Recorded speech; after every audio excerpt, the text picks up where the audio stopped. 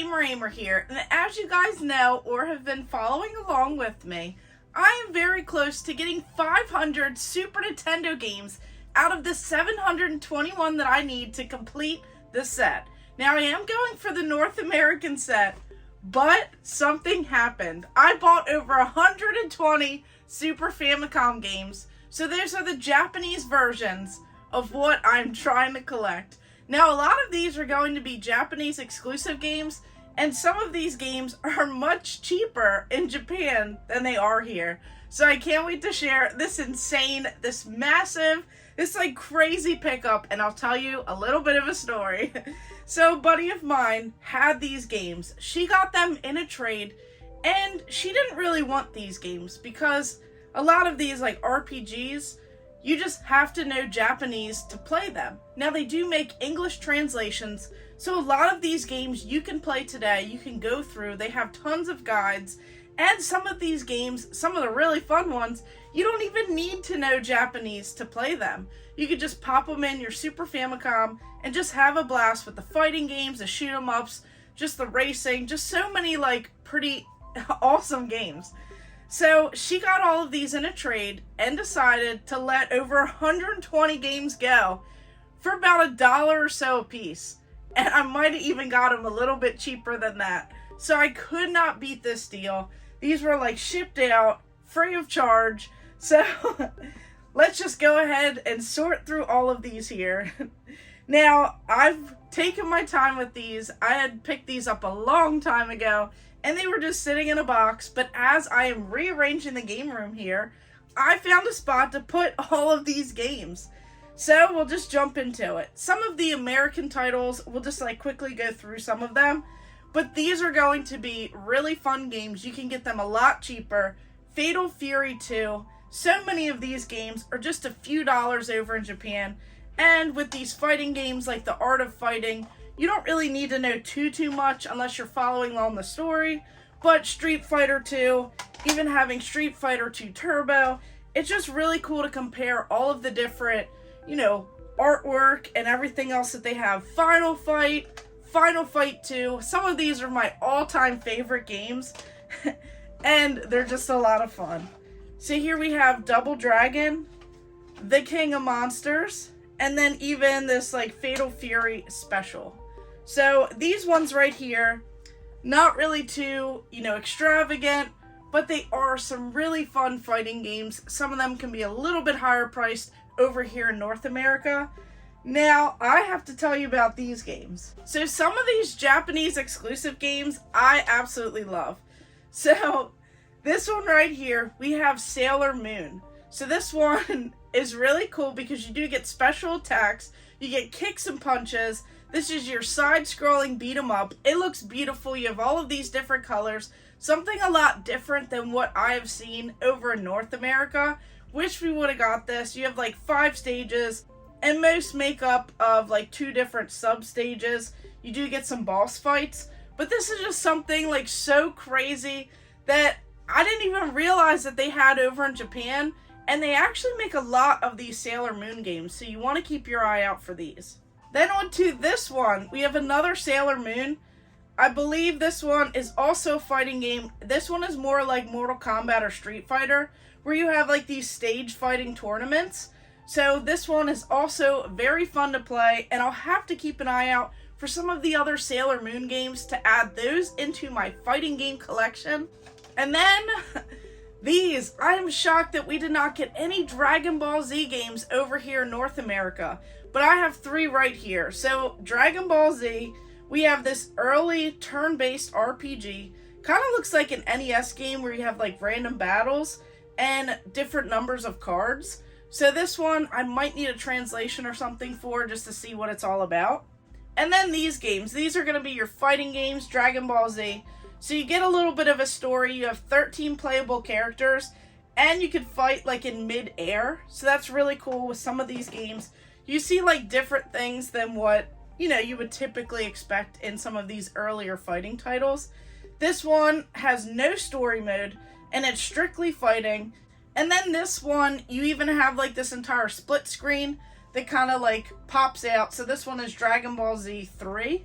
So these are some really fun ones, and I still am shocked that I got some of these games, some of these fun games that are strictly Japanese exclusives for like less than $1 a piece. So if you guys are enjoying this content, make sure you hit that subscribe button and hit the bell notification, because you don't want to miss out as I go for a full Super Nintendo set, and I even stumbled upon all of these Japanese exclusive games as well. So make sure you guys stay tuned for that little collection. And then on to some of these games. So of course we have Ogre Battle. This one is the March of the Black Queen, but I thought it was really cool because over in Japan they have a couple other ones. So you have this Tactics Ogre, Let Us Cling Together, and you even have this Dragon Slayer game, The Legend of Heroes. So it's really neat to see which ones are North American, which ones are Japanese, which ones are really expensive, and it's just crazy the market over in Japan. You could find so many inexpensive games, great deals, and if you can get those guides or translations, you could definitely learn how to play, or at least kind of like skim through some of these games. Then on to another series that is huge over in Japan.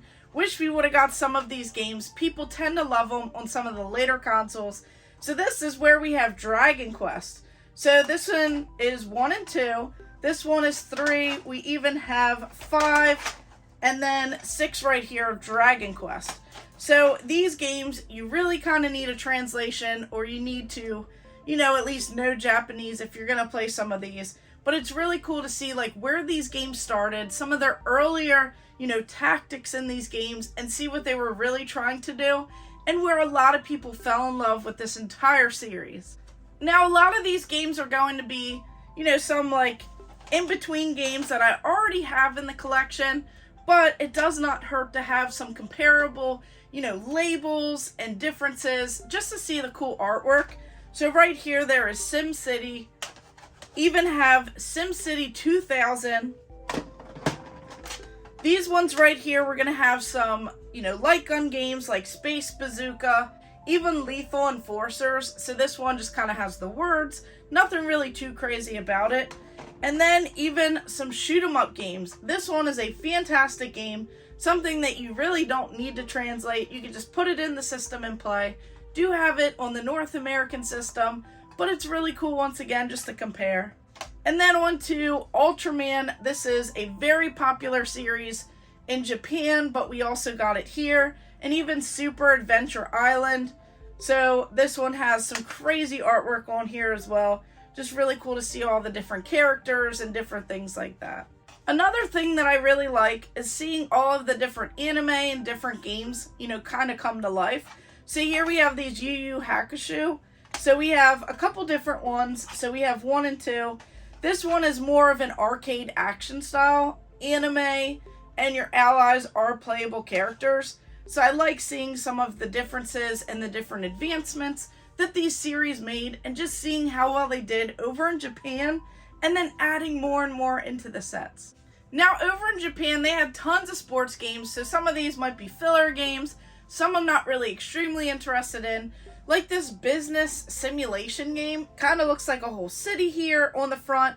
It says take the A train, so I'm not really too sure what this one entails, but it's definitely neat and interesting to see all of these different train games, business simulation, things that just really wouldn't take off here.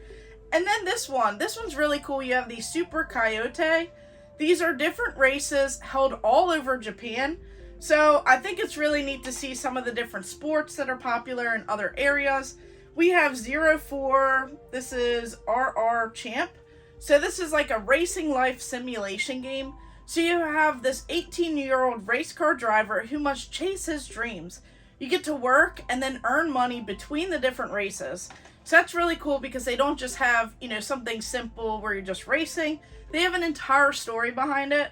Then this one, we have, not sure how to pronounce it, but this is your high school themed baseball games. Another baseball game. I have a lot of these now on the Nintendo 64 as I'm going for a full, worldwide set. So this one is this Powerful Pro baseball game. Excite Stage 94, so you have some soccer action. Ganba League, so this one also looks like a baseball game. And then even some horse racing. So you have this winning post. So once again, just a couple little differences and a couple games that, you just wouldn't see every day over here in North America. And then tons of these games here definitely need some English translations or something, because some of these are a little bit more difficult to play. But I thought that some of these were just extremely odd when I was watching, some of the games or even trying to play them. This one is like Maka Maka. It gives me these creepy vibes. It's this RPG, kind of like a nightmare. It's like all over the place too with the story. But it just has so many different scenes that are like weird, just kind of out there. It's like really different than what I would expect when, I would think of this game. So it's definitely like an odd one to see in a collection. And then this one is Front Mission. This is your tactical RPG. There are English translations. You get to watch the cutscenes and complete the different missions. So this is one that I'd like to know a little bit more about, or maybe find one of those. Another tactical RPG. I heard that this one's actually a good one. This one's like Bahamut Lagoon. So I'm not really too sure all of the specifics, but I heard that this one is an exclusive game that you definitely want to check out. It's in there in the top of some of the games. So you want to maybe see if you could find some sort of translation and check this out. So this one we have Dark Half. It's just like your typical JRPGs. You get to take control of this character who's on his quest to prevent an ancient evil from roaming the land. And you get to control the Demon King as well. So this is an interesting take on this. And then we have this Wonder Project J.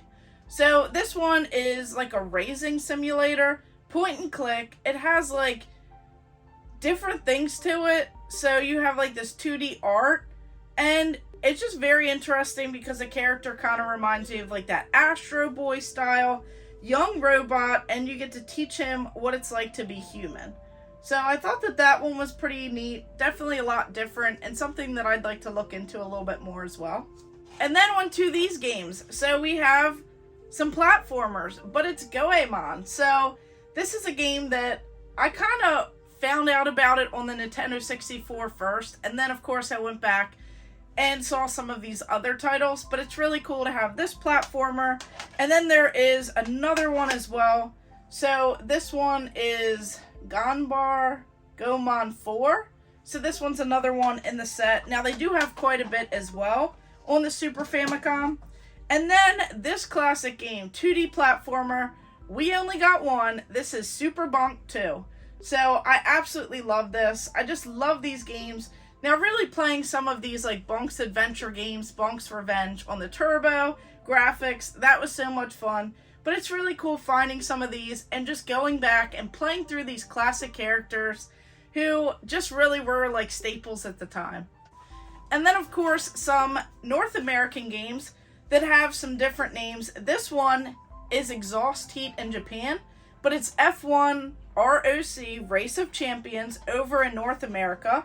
So that is a game that I'm not too sure if I have that one already. Some of these sports titles just kind of like blend together with some of the racing games. We have Suzuka 8 Hours. This one has like this cool little scene on the front of the label. Even some classic Space Invaders. Can't go wrong with that. Very easy, very simple to play. And then we have this Mickey game, so Magical Adventure. It's the Magical Quest platforming game. So this one's really cool because I believe I just picked up another Mickey Mouse game. Even Aladdin, Pilot Wings, and then this one, Pacific Theater of Operations. So another one of these like strategy games, just different things like that. And then onto the Super Tetris 2. So it's really cool seeing some of the other differences with certain games as well, and just seeing how simplistic some of these labels look compared to some of ours. Now these games I thought were really interesting because I did a little bit of a deep dive on them. There are so many different styles like this. So you have this Battle Soccer game. So this one is a soccer game with these popular monsters. So you have like Ultra Heroes, you have Godzilla, Gundam Warriors. So that's really crazy to see. And they didn't stop there because they also have this dodgeball game. This is like a battle dodgeball with the aliens and robots, etc. And then this one is Battle Commander. So it's really cool. It expands on the dodgeball, where you get to eliminate, destroy, and it's like a strategy game where you get to develop and build. You know, you have all of these different things where you try and recruit and expand. So it's just really crazy to see where they have like some different spin-on games that I think will be fun to play. And then more games like this. So you have Super Robot Wars. So some of these I'm looking forward to playing through. I think you can like find a way just to like, you know, get into the action on a lot of these games. We have this Mobile Suit Gundam F91. Even this one, Super Gachapon World SD Gundam X. Another Gundam game, we have SD Gundam Gaiden Night something. So there's just so many that they have in the Super Famicom, SD Gundam GX, and even Mobile Suit Gundam Cross Dimension 0079 strategy game. So it's really crazy to see all of these different Gundam games, so many different aspects of each one. Some are like your classics that you just, you know, really enjoy playing. Some have a different spin where you have these crazy monsters in battle. Some you can play dodgeball, soccer. So I'm really looking forward to like diving into all of those because I got quite a bit. Now on to some more games that I already have. So this one is Super Ghouls and Ghosts. Still pretty challenging of a game. This one is Populous. Even this Final Fantasy over here, but it's called Mystic Quest. And then this Wizardry game. So this one I thought was weird because it looks really different. So it's Robotrek over here in North America and Slapstick in Japan. So this is an RPG. This one is Dragon View over here, and then it's Super Draken, an RPG. So over here we have King Arthur's Quest, but it's called Royal Conquest in Japan. This ActRaiser game. So of course we have Illusion of Gaia, we have Secret of Mana, and then over in Japan they also had Trials of Mana. So this one is like the third one in the set. So I thought that's really cool that some of the games just kind of like stopped here, but they kept going in Japan. And then even Paladin's Quest. And then these games, we have Romance of the Three Kingdoms, Dragon of Destiny, and then we even have number 4 as well. And then this Nobunga, so like Nobunga's Ambition, and there's a couple different ones in that set as well. And then on to some of these games. So these are all going to be Japanese exclusives. We have Magic Adventures. This is a Super Mario style platformer where it ties into the anime and the manga. So it has this very bright and vibrant label on here. It looks like a really fun time, and I'm hoping that I can give some of these games a little bit more of a playthrough and try and learn a little bit more. This one is for kids. This is going to be like this Crayon Shin-chan game. So this one is like a show, definitely for kids. It's a platformer. So it's very interesting because it's like lighthearted, it's entertaining, tries to be funny. So you have like this character here, and then you have all of this stuff happening. So this one I'm excited to see a little bit more about because it is very popular in Japan. And then we have this Super Wagon Land 2. This is another platformer. Then some of these puzzle games. So this one is going to be Ku On Pa. This is a puzzle game where you pretty much have this cube and you have to roll it around all over the different squares. So it makes it a little bit challenging, but it can be like a relaxing game. We even have Super Puyo Puyo 2. So this one is a puzzle game, very popular. They drop from the top of the screen.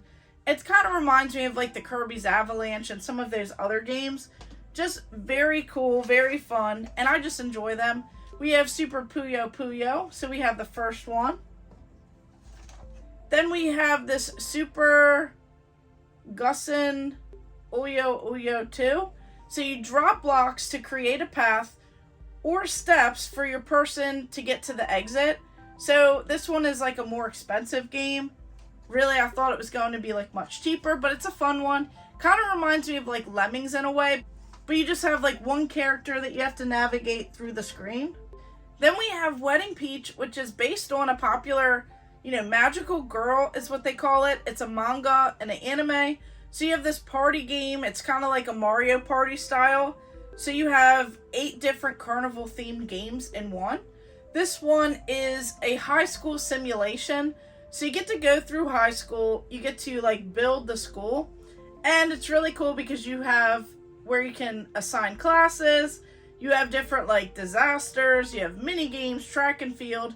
So it's just a lot to kind of take on. But not really too sure if I'll play this game. As I was collecting for the Japanese Nintendo 64 set, I learned about these Shiren the Wanderer games. So these ones, you definitely need a translation, but there are a couple different ones that you can collect for. And then even these ones, so there are more than just the ones that we got here over in North America. So this is multiple games over in Japan. You have a couple different ones in the set here. So these are very popular as well. And then this one is a Japanese exclusive as well. Not really too sure how to pronounce some of these games, but this one is another one that looks interesting. And then this set of games here, there are quite a few. This is a set of board game style games. So it's known as the Legend of Peach Boy. You have many places and different trains. And then we have this game. This one's also different. So not really too sure what it is, but it's something Street 2 Neon Sign. So this is your board game style game. So this one has an interesting label. A lot of these are very different looking on the label than what you would even think these games are. So I find that very strange. Fire Emblem, which is crazy to me that we got this on the Super Famicom. And this is just crazy to kind of see how this game started. Then this one, you get to design your own RPG. So you get to design that own role-playing game. So this is RPG Super Dante. So this one pretty much means Banshee's Last Cry. This is a visual novel. So that's extremely different than any of the games here. So I found that one very different in the set. And then we have this pro wrestling game.